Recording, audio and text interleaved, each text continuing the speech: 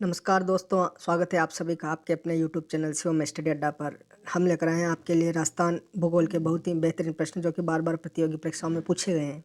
तो शुरू करते हैं। और हाँ, वीडियो शुरू करने से पहले अगर आप चैनल पर नए हैं तो प्लीज़ चैनल को सब्सक्राइब कीजिए, लाइक कीजिए और अपने दोस्तों के साथ शेयर कीजिए और हमें ऐसे ही मोटिवेट करते रहिए।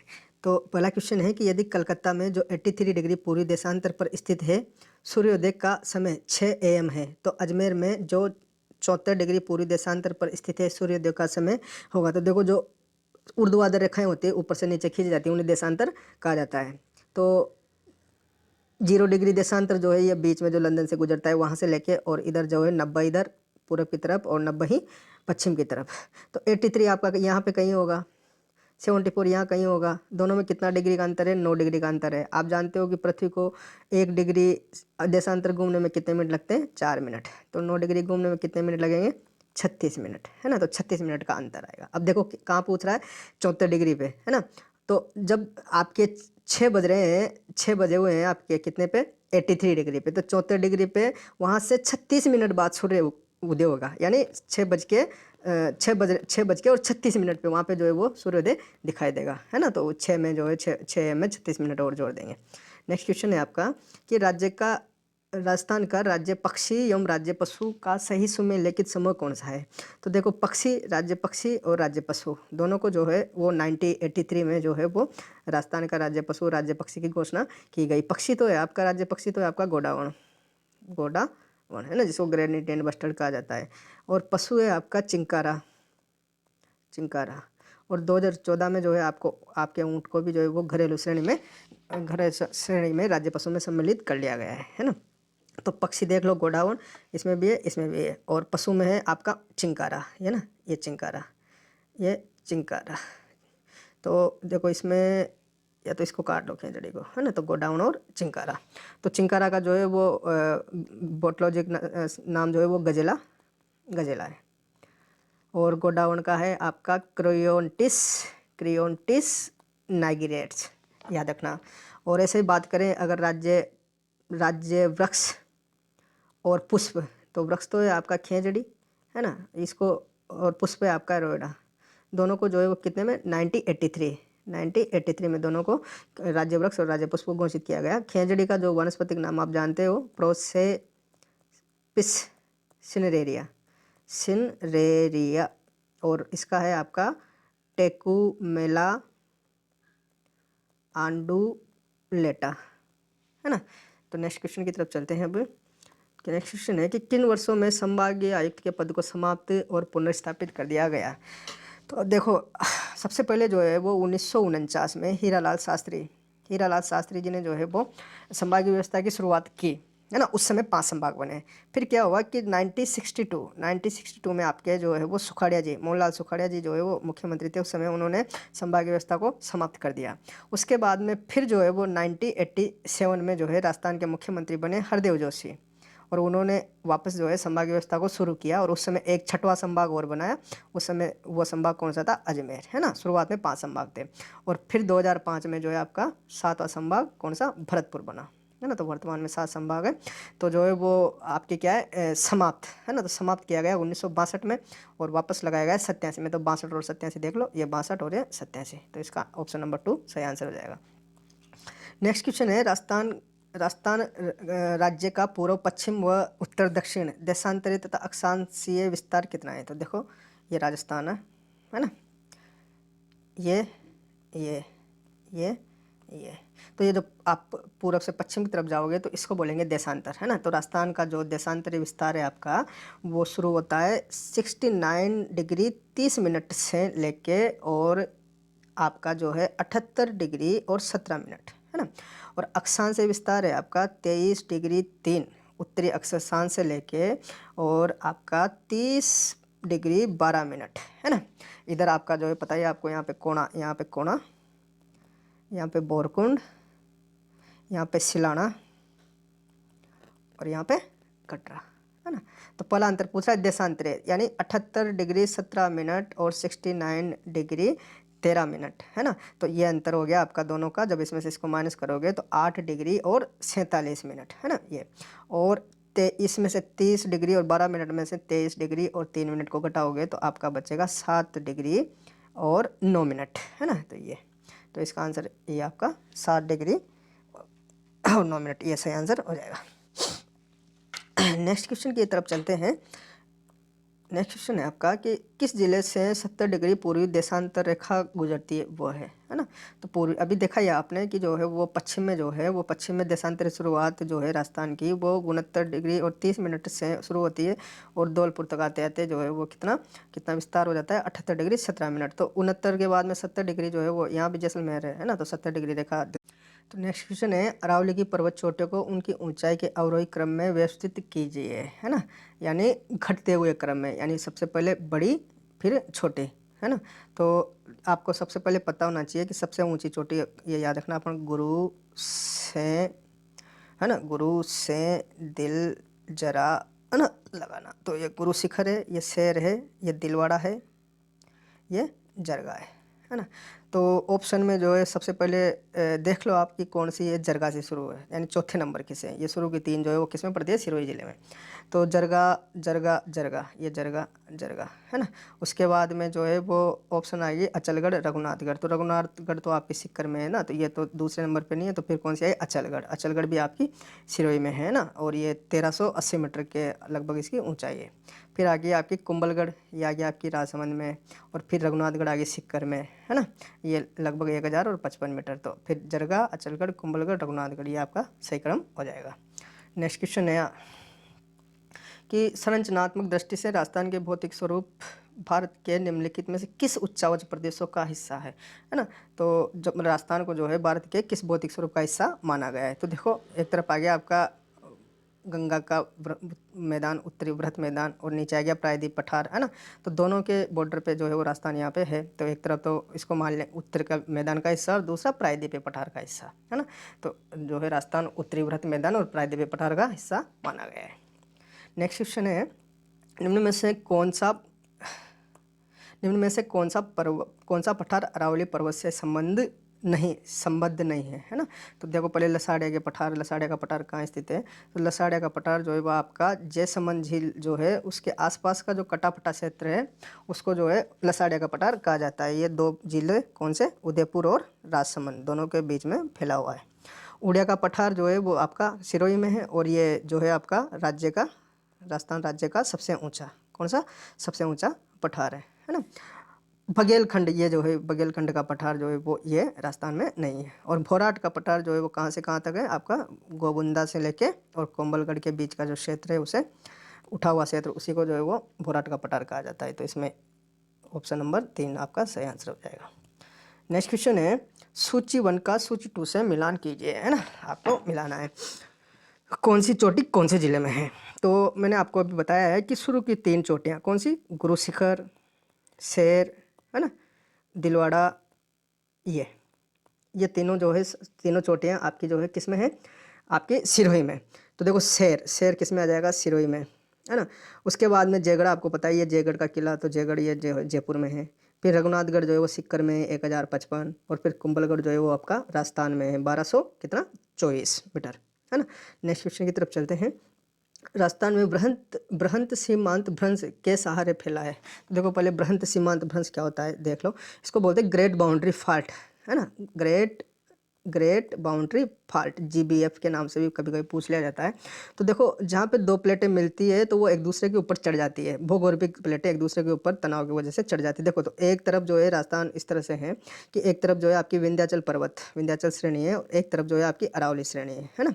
तो ये जो है चंबल नदी के सारे जो है वो बृहंत सीमांत भ्रंश आगे बढ़ता है, और बूंदी और सवाई माधोपुर जिले में जाके लगभग जो है आपके रणथंभौर के पास में जाके, और ये वहाँ पे दिखाई देता है। तो एक तरफ जो है आपकी विंध्याचल पर्वतमाला और एक तरफ अरावली, है ना, दोनों के बीच में जो है वो आपका GBF फैला हुआ है। तो ये बूंदी और सवाई माधोपुर की पहाड़ियों में जो है वो बृहद सीमांत भ्रंश या ग्रेट बाउंड्री फॉल्ट देखने को मिलता है। नेक्स्ट क्वेश्चन है आपका कि कोपेन द्वारा प्रस्तुत जलवायु प्रदेशों में राजस्थान में कौन सा सुमेलिखित नहीं है। तो देखो पहले कोपेन महोदय ने जो है वो 1900 और कौन से में 1918 ईस्वी में जो है वो राजस्थान की जलवायु का वर्गीकरण किया। अब उनके वर्गीकरण का आधार जो है वो क्या था, वर्षा और तापमान की मात्रा को उन्होंने ध्यान में रखते हुए और राजस्थान की जलवायु का वर्गीकरण 4 भागों में किया। पहला कौन कौन सा था, देखो पहला था BWHW, है ना, BWHW। इसको बोलेंगे शुष्क उष्ण मरुस्थलीय, कौन सी, शुष्क उष्ण मरुस्थलीय जलवायु। दूसरा था आपका BSHW, इसको बोलते हैं अर्ध शुष्क, कौन सी, अर्ध शुष्क जलवायु। और तीसरा था आपका CWG, इसमें उन्होंने किसको, शुष्क शीत जलवायु। और चौथा था आपका AW, और इसमें कौन सी थी, उष्ण कटिबंधीय, कौन सा, उष्ण कटिबंधीय जलवायु। तो ये आपकी 4 थी। अब इनमें से देख लो, AW दक्षिण राजस्थान उष्ण कटिबंध, है ना, तो कुछ मात्रा में। तो BWHW शुष्क मरुस्थल, BWHW शुष्क मरुस्थल बिल्कुल सही है। BSHW अर्ध शुष्क मरुस्थल, ये भी सही है ना। और फिर आ जाओ आप कि AW दक्षिणी और पूर्वी राजस्थान का कुछ हिस्सा, ये भी सही है। अब CWG उत्तरी राजस्थान, तो देखो उत्तरी राजस्थान CWG जो है वो आपका ज़्यादातर जो है वो पूर्वी राजस्थान में इस तरह की जलवायु है। तो ये ऑप्शन इसमें जो है ये गलत ऑप्शन है, तो इसका आंसर हो जाएगा ऑप्शन नंबर 2। नेक्स्ट क्वेश्चन है आपका, राजस्थान में सर्दी की वर्षा कहलाती है ना। तो देखो राजस्थान में जो है सर्दी की वर्षा का मुख्य कारण जो है वो क्या है, पश्चिमी विक्षोभ है, जो कहाँ से चलते हैं, भूमध्य सागर से आते हैं, है ना। तो भूमध्य सागर से जो वर्षा होती है जिसको पश्चिमी विक्षोभ के कारण, उसको क्या बोलते हैं, मावठ। अब देखो काल वैसाखी क्या होती है, ये बैसाख माह में बंगाल में जो है वो लगभग गर्मियों में मार्च से लेकर जून तक में जो है वो काल वैसाखी हवा चलती है। काल वैसाखी में जो है वो बहुत तेज़ हवा के साथ में तूफान आता है। आम्र वर्षा जो है वो आपकी केरल और कर्नाटक में वो गर्मियों के दिनों में मानसून पूर्व में जो वर्षा होती है, जिसके कारण आम की फसल पक जाती है ना, तो इसको आम्र वर्षा बोलते हैं। और नार्वेस्टर जो है वो आपकी पूर्वी राज्यों, है ना, जो 7 सिस्टर्स पूर्वी राज्यों में जो गर्मियों के दिनों में वर्षा होती है उसको नार्वेस्टर कहा जाता है। तो इसका तो सही आंसर आपका मावठ हो जाएगा। नेक्स्ट क्वेश्चन है आपका, राजस्थान के किस प्रदेश में एंटीसोल्स समूह की मृदा मिलती है। तो देखो राजस्थान में 5 जो मृदा के साइंटिफिक वर्गीकरण के आधार पे मिट्टी को 5 भागों में बांटा गया है। पहली है एरिडो, कौन सी है, एरिडोसोल। दूसरी है अल्फीसोल। तीसरी है एंटीसोल, है ना। चौथी है इंसेप्टिसोल्स। पांचवी है वर्टिसोल्स। तो देखो एरिडोसोल्स जो है वो आपकी कैसी होती है, शुष्क मिट्टी, बिल्कुल शुष्क मिट्टी जो पश्चिम राजस्थान में मिलती है। अल्फीसोल्स में जो है आपकी जलोढ़, कौन सी मिट्टी, जलोढ़ मिट्टी। और एंटीसोल्स में आपकी पीली भूरी मिट्टी। और इंसेप्टिसोल्स में जो है वो आपकी अर्ध शुष्क। और वर्टिसोल में जो है आपकी काली मिट्टी पाई जाती है। तो क्या पूछ रहा है, किस प्रदेश में एंटीसोल समूह की मृदा मिलती है, एंटीसोल्स, है ना, तो पीली भूरी, है ना। तो पीली भूरी मिट्टी जो है आपकी एंटीसोल्स, पीली भूरी मिट्टी जो है वो आपकी कहाँ मिलेगी, पश्चिमी राजस्थान में, है ना। तो पश्चिमी राजस्थान इसका सही आंसर हो जाएगा। नेक्स्ट क्वेश्चन है, राजस्थान में भूरी मिट्टी का प्रवाह क्षेत्र है। तो देखो राजस्थान में भूरी मिट्टी का प्रवाह क्षेत्र जो है वो कहाँ पे है, बनास नदी का प्रवाह क्षेत्र भूरी मिट्टी है। राजस्थान के दक्षिणी भाग में जो है वो कौन सी मिट्टी है, लाल पीली, है ना। हाड़ौती के पठार की जो है वो काली लावा निर्मित काली मिट्टी, है ना, काली मिट्टी। और अरावली के दोनों तरफ जो है वो लाल भूरी मिट्टी।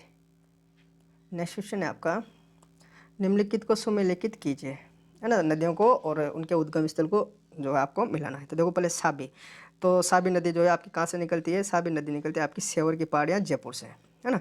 और ये जो है जयपुर अलवर में बहते हुए जो है फिर वो गुड़गांव में जाके और लुप्त हो जाती है। तो इस नदी के किनारे जो है, साबी नदी के किनारे कौन सी सभ्यता विकसित हुई है, जोधपुरा की सभ्यता, याद रखना, कांकनी, है ना। और इसी का दूसरा नाम है मसूरदी, कौन सा है, मसूरदी। कांकनी नदी का दूसरा नाम मसूरदी है। ये निकलती है आपकी कोटड़ी गांव जैसलमेर से। और जो है ये कौन सी झील का निर्माण करते हैं, बुझ झील जो है बुझ झील बनाती है। और आगे जाके मिट्टी खाड़ी में जो है वो लुप्त हो जाती है। बाणगंगा जो है आपकी बैराट की पहाड़ से निकलती है। और इसी के किनारे जो है आपकी बैराट की सभ्यता विकसित हुई, बाणगंगा के किनारे। और कांतले जो है वो आपकी खंडेला की पहाड़ियों से निकलती है और सिक्कर झुंझुनू में बहते हुए चोरू की सीमा से पहले लुप्त हो जाती है। और इसके किनारे जो है आपकी वो कौन सी सभ्यता, गणेश्वर सभ्यता का विकास कांतली नदी के किनारे हुआ है ना। तो नेक्स्ट क्वेश्चन की तरफ चलते हैं। नेक्स्ट क्वेश्चन है आपका कि राजस्थान में सर्वप्रथम बाघ परियोजना की शुरुआत कब हुई, है ना। तो देखो बहुत ही इंपॉर्टेंट क्वेश्चन है और इससे रिलेटेड पहले सब कुछ बातें कर लेते हैं कि सबसे पहले आपका जो है वो 1972 में एक अधिनियम आया, है ना। उस अधिनियम का क्या नाम क्या था, वन्य जीव संरक्षण अधिनियम, है ना, वन्य जीव संरक्षण अधिनियम। उसके बाद में आपका 1986 में आया पर्यावरण संरक्षण, कौन सा, पर्यावरण संरक्षण अधिनियम। और 1988 में जो है वो आपका कौन सा अधिनियम आया, वन संरक्षण, वन संरक्षण। देखो यह है वन्य जीव संरक्षण 1972। उसके बाद में है 1986 में पर्यावरण संरक्षण और 1988 में है वन संरक्षण। अब बाघ परियोजना की बात कर लेते हैं तो बाघ परियोजना जो है वो 1973, है ना, 1973। और अगर हाथी परियोजना पूछे तो हाथी परियोजना है आपकी 1992, 1992, है ना। तो ये इसका आंसर तो हो जाएगा आपका 1973। अब नेक्स्ट क्वेश्चन है आपका कि हरे कबूतर किस उद्यान में पाए जाते हैं, हरे कबूतर किस उद्यान में पाए जाते हैं। तो देखो आपके हरे कबूतर जो है वो देखने को मिलते हैं सरिस्का ए, सरिस्का के अंदर ही एक छोटा अभ्यारण्य सरिस्का ए, तो इसका हो जाएगा सरिस्का अभ्यारण्य, है ना। उसके बाद में आप देखोगे नारगढ़ किसके लिए प्रसिद्ध है, नारगढ़ अभ्यारण्य। तो नारगढ़ अभ्यारण्य जो है वो आपके चीतल, है ना, चीतल के लिए जो है वो नारगढ़ अभ्यारण्य प्रसिद्ध है। चंबेला अभ्यारण्य जो है वो आपका घड़ियाल, किसके लिए, घड़ियाल। शेरगढ़ अभ्यारण्य जो 12 में है, ये जो है आपका। नेक्स्ट क्वेश्चन है राजस्थान में 2011 में महिला साक्षरता दर कितनी थी। तो देखो 2011 जनगणना के हिसाब से साक्षरता की बात करें तो राजस्थान में जो है वो कुल साक्षरता दर, राजस्थान की एवरेज साक्षरता दर थी 66.1%।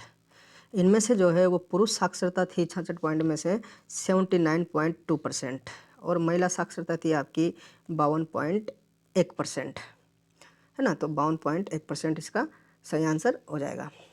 और अगर महिला साक्षरता में जिले वाइज बात करें, महिला साक्षरता में तो सबसे अव्वल नंबर पे फीमेल एजुकेशन में सबसे अव्वल नंबर पे जो जिला था वो था आपका कोटा। और सबसे मिनिमम, सबसे कम जो है वो महिला साक्षरता अगर थी तो वो थी आपकी जालोर। और अगर मेल पुरुष साक्षरता में बात करें तो पुरुष साक्षरता में सबसे ज़्यादा आपका साक्षर जिला था झुंझुनू और सबसे कम था आपका प्रतापगढ़। नेक्स्ट क्वेश्चन है आपका कि राजस्थान जनसंख्या घनत्व 2011 के अनुसार अवरोही क्रम में जिलेवार सही अनुक्रम बताइए, है ना। तो जनसंख्या घनत्व 2011 से, तो देखो सबसे पहले बात करें कि जो है 2011 की जनगणना के अनुसार जो राजस्थान का घनत्व था वो था प्रति व्यक्ति 1 वर्ग किलोमीटर में 200 व्यक्ति। और लिंगानुपात भी देख लो वो था 928, क्या था, 928। अब देखो अगर घनत्व की बात करें, घनत्व के हिसाब से तो सबसे बड़े जो है घनत्व वाले ज़िले वो याद रखना, जब JB, सबसे ज़्यादा जयपुर, सबसे ज़्यादा जयपुर 595, है ना। फिर भरतपुर, दौसा, अलवर और धौलपुर, ये आपके जो है सर्वाधिक घनत्व वाले जिले थे। और न्यूनतम घनत्व में बात करें तो सबसे कम जैसलमेर, उसके बाद में बीकानेर और उसके बाद में बाड़मेर। इन तीनों जिलों का घनत्व जो है वो 2 डिजिट यानी 100 से भी कम था। जैसलमेर का था 17, बाड़मेर का था 78, सॉरी बाड़मेर का जो है वो 92 और बीकानेर का 78। तो अपन को तो जो है वो अवरोही क्रम में घनत्व के हिसाब से, तो सबसे पहले जो है इनमें से देखो सबसे पहले आ गया जयपुर, फिर आ गया भरतपुर, फिर आ गया दौसा, फिर आ गया अलवर। तो आपका ऑप्शन नंबर 2 इसका सही आंसर हो जाएगा। नेक्स्ट क्वेश्चन है प्रथम पशु गणना कब हुई, है ना। तो देखो प्रथम पशु गणना की शुरुआत जो है वो 1919 में प्रथम पशु गणना की शुरुआत हुई। और पशु गणना करवाता कौन है, पशु गणना करवाता है आपका राजस्व विभाग, राजस्व विभाग, राजस्व मंडल, जो कि प्रत्येक 5 वर्ष में होती है। 1951 में स्वतंत्रता के बाद में प्रथम पशु गणना 1951 में हुई। और जो है अभी लेटेस्ट जो आंकड़े आए वो 2019-20वीं पशु गणना के आए, जो कौन सी थी, 20वें नंबर की पशु गणना थी। उसके अनुसार जो है इस पशु गणना के अनुसार जो मवेशियों की संख्या में राजस्थान जो है वो भारत में दूसरे नंबर पे, प्रथम नंबर जो है स्थान जो है वो यूपी का है।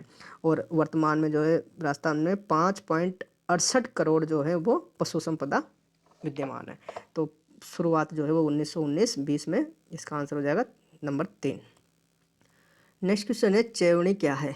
तो देखो चेवनी क्या है, तो तो जो बकरी है, बकरी के मांस को ही जो है वो क्या कहा जाता है, चेवनी, है ना। तो बकरी का मांस जो है वो चेवनी कहलाता है। नेक्स्ट क्वेश्चन है एपीकल्चर का संबंध किससे है ना। तो देखो मछली पालन क्या कहलाता है, फिशेरी, क्या कहलाता है, फिशेरी। रेशम का उत्पादन जो है वो आपका कहलाता है सेरीकल्चर, क्या, सेरीकल्चर, रेशम पालन। मधुमक्खी का उत्पादन जो है, मधुमक्खी पालना, वो कहलाता है आपका एपीकल्चर, क्या कहलाता है, एपीकल्चर। नेक्स्ट क्वेश्चन है आपका राजस्थान वित्त निगम की स्थापना कब हुई, है ना। तो RFC, Rajasthan financial corporation, RFC की स्थापना कब हुई। तो देखो आरएफसी का जो है, आरएफसी जो है वो 1955 में आरएफसी बना। इसका मुख्यालय जयपुर में है। कुछ और विभाग की बात करते हैं, जैसे रिको, उसके बाद में आपका राजसिको, रोडा। देखो इस तरह का क्वेश्चन जो है हर बार जो है लगभग पूछा जाता है ना। तो आरएफसी तो आपका 1955 में बन गया। रिको की स्थापना जो है आपकी वो 1969 में हुई, और इसमें से RIMDC अलग हुआ और 1981 में रिको पूर्णतः जो है वो वर्चस्व में आया। राजसिको जो है आपका, वो राजसिको आपका 1961 में, है ना। और ये राजसिको जो है, राजसिको का ब्रांड क्या है, याद रखना, राजस्थली जो है वो राजसिको का ब्रांड नेम है। रूडा की स्थापना जो है आपकी वो 1995 में। तो नेक्स्ट क्वेश्चन है आपका राजस्थान में कुल कितने प्रतिशत भाग पर वन पाए जाते हैं, है ना। तो राजस्थान में वन देखो जो है वर्तमान में, सबसे पहले देखते हैं कि अभी जो लेटेस्ट रिपोर्ट आपकी 2021 की जो है 2022 में प्रकाशित हुई थी, उसके अनुसार ये कौन सी थी आपकी वनगणना, 17वीं। और इस 17वीं वनगणना के अनुसार जो है वो राजस्थान में जो है वो वन प्रतिशत 9.60% हो गया, 0.4% की वृद्धि के साथ में। और टोटल जो आच्छादित वन क्षेत्र है राजस्थान का वो है 32,863 किलोमीटर स्क्वायर। इस आंकड़े को याद रखना, बहुत एग्जामों में पूछ लिया गया है। इसमें बात करें अगर इसमें, तो आरक्षित, रक्षित और अवर्गीकृत, ये 3 प्रकार के वन हैं। तो सबसे ज़्यादा जो आपका हिस्सा है वो है रक्षित का, वो लगभग 56.5 के आसपास है। आरक्षित वन क्षेत्र जो है आपका लगभग 37 के आसपास है, 37% के। और अवर्गीकृत जो है वो आपका 6.5% के आसपास है। नेक्स्ट क्वेश्चन है हाल ही में राजस्थान के किस जिले में यूरेनियम प्रोजेक्ट स्थापित किया जाएगा, है ना। तो देखो यूरेनियम जो है हाल ही में सीकर में जो है खंडेला तहसील में रोहिल गांव में जो है वो यूरेनियम के प्रचुर भंडार मिले हैं। और यूरेनियम कॉरपोरेशन ऑफ इंडिया ने जो है वो इसके खनन के लिए जो है वो अनुमति ले ली है। तो यहाँ पे लगभग जो है वो 12 मिलियन टन जो है वो यूरेनियम होने का अनुमान लगाया है। और अभी जो है भारत में वर्तमान में केवल 2 ही जगह से यूरेनियम निकाला जाता है। उनमें है, एक तो है झारखंड में कौन सी है, जादूगोड़ा की खान, जादूगोड़ा याद रखना, जादूगोड़ा, और आंध्र प्रदेश, है ना। तो अब जो है ये तीसरी जगह बन जाएगी भारत में जहाँ से यूरेनियम प्राप्त किया जा सकेगा। नेक्स्ट क्वेश्चन है आपका राजस्थान में राजसमंद जिले में कुंभलगढ़ के निकट खमनोर की पहाड़ी से निकलने वाली नदी का नाम क्या है ना। तो ये सबको पता है आपको कि जो है वो खमनोर के निकट से कौन सी नदी निकलती है आपकी, बनास, है ना। पर अब देखो लूनी की बात करें, लूनी नदी की, तो लूनी तो कहाँ से निकलती है, नागपहाड़। कहाँ से निकलती है, नागपहाड़, पुष्कर के पास से, अजमेर से। बनास निकलती है आपकी कहाँ से, खमनोर की पहाड़ियों से। और बनास से बात करें तो ये जो है लगभग वो राजस्थान में बहने वाली सबसे लंबी नदी है, जो 480 किलोमीटर है, पूर्णतः राजस्थान में बहने वाली। बाणगंगा की बात करें तो ये कहाँ से निकलती है, बेराट की पहाड़ियाँ जयपुर से है। और माही नदी की बात करें तो देखो माही नदी कहाँ से निकलती है, मेहद झील, है ना। मेहमद झील में कहाँ से, अजमेरू की पहाड़ियाँ, मेहद झील में अजमेरू की पहाड़ियों से। और फिर जो है राजस्थान में खादू गांव बांसवाड़ा से राजस्थान में प्रवेश करती है। तो इसका तो सही आंसर आपका जो है वो कौन सा हो जाएगा, बनास नदी। नेक्स्ट क्वेश्चन है कि बूंदी की पहाड़ियों का सर्वोच्च शिखर कौन सा है। तो देखो बूंदी की पहाड़ियों का सर्वोच्च शिखर तो जो है वो ऑप्शन 1 से देख लेते हैं, चंदवाड़ी। तो चंदवाड़ी तो क्या है कि ये जो मुकंदरा पहाड़ी है आपकी, मुकंदरा पर्वतमाला, इसकी मुकंदरा की सर्वोच्च चोटी है। और ये 517 मीटर लगभग इसकी ऊंचाई है, जो बाराजला वाड़ मार्ग पर स्थित है। रामगढ़ की बात करें तो रामगढ़ बारा जिले में जो है वो घोड़े की नाल, है ना, घोड़े की नाल की पहाड़ियाँ हैं, घोड़े की नाल नुमा पहाड़ियाँ हैं। सतुर बात करें अगर तो सतुर ये जो है बूंदी की है ना, तो ये बूंदी की पहाड़ी भी सर्वोच्च चोटी है, और तो ये इसका सही आंसर हो जाएगा सतुर, जो 317 मीटर है लगभग। नेक्स्ट क्वेश्चन है आपका, राजस्थान में पूर्व पश्चिम एवं उत्तर दक्षिण विस्तार में अंतर है ना। तो देखो आप ये राजस्थान, तो जो है उत्तर से दक्षिण जो है राजस्थान का विस्तार कितना है, उत्तर से दक्षिण ये है 826 किलोमीटर, और पूर्व से पश्चिम जो है राजस्थान का विस्तार है 869 किलोमीटर। तो देखो दोनों का अंतर कितना है, 43 किलोमीटर, है ना। तो इस तरह से भी क्वेश्चन बहुत बार पूछा गया है, तो इसका आंसर हो जाएगा 43 किलोमीटर। नेक्स्ट क्वेश्चन है आपका, रोटू कंजर्वेशन रिजर्व संरक्षित क्षेत्र किस जिले में स्थित है। तो देखो बहुत ही जो है इंपॉर्टेंट क्वेश्चन है। पहले देखो वर्तमान में जो है कितने संरक्षित क्षेत्र हो गए हैं, 16। वर्तमान में कितने हो गए, 16। 15वां कौन सा था, शाहबाद के जंगल, 15वां नंबर का था शाहबाद के जंगल। और 16वें नंबर का कौन सा बना है, ये भी 2022 में ही बना है ना, रणखार कहाँ पे, जालौर में। ये जो है कच्छ के रण का कुछ से हिस्सा है, रणखार नामक जगह जालौर में। ये किसके लिए प्रसिद्ध है, ये गुड़खर, एक तरह का जो है वो रेगिस्तानी गधा या जो रण में पाया जाता है, गुड़खर के लिए ये प्रसिद्ध है। तो 16 कंजर्वेशन बना है। तो देखो पहले नागौर में कौन कौन से हैं, ये बहुत हर बार पूछा गया है एग्जाम में। तो रोटू और गोगेलाव जो है संरक्षित क्षेत्र कहाँ पे, नागौर में। सीकर में कौन सा है, शाकंभरी। झुंझुनू में कौन सा है, बीड़ और बासियाल खेतड़ी बागोर। और जोधपुर में कौन सा है, गुड्डा विश्नोई। तो रोटू कहाँ पे है आपका, रोटू आपका है नागौर में, ये याद रखना, रोटू और गोगेलाव दोनों नागौर में है।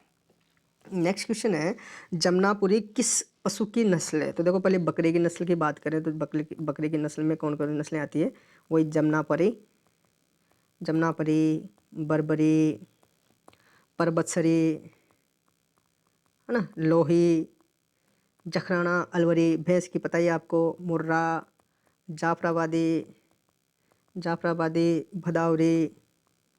भदावरी और सूरती। और भेड़ की बात करें तो चोकला, है ना, मगरा, पुंगल, सोनाड़ी, खेरी, मालपुरी। और ऊँट की बात